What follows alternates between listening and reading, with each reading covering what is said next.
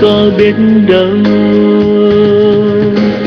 Tiếc rồi thì cũng thế, oán trách nhau rồi thì cũng thế, chỉ làm ta càng thêm vương vấn thương đau. Sao em đành tầm